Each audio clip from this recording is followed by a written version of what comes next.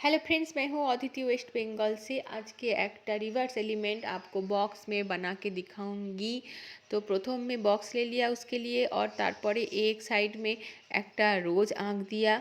रोज के ऊपर में दुटो कमा कमा दो दिक में मुख करके दाঁড়াया हुआ है, और ऊपर में एक टेढ़ा बेঁका पाइप आँक दिया। पाइप के दो पास में पाता पाता पाता पाता काटते काटते ऊपर में चला गया। नीच में बड़ो पाता और যত ऊपरे जाएंगे तत छोटो पाता हो रहा है।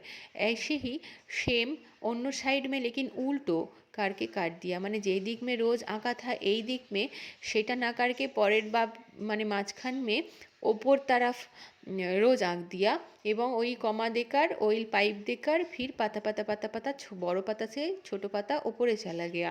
এই বানাকে তারপরে প্রত্যেকটা बीच बीच गैप में गोल गोल गोल गोल सर्किल ड्रॉ किया।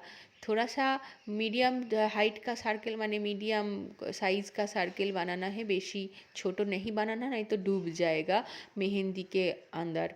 तारपर में भर रहे हैं चारीपाश भालो करके।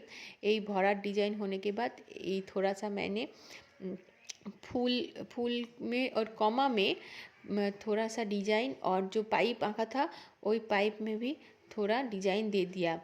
बस आप लोगों को कैसा लगा प्लीज़ कमेंट में जानना। अच्छा लगा तो लाइक करना। Okay bye.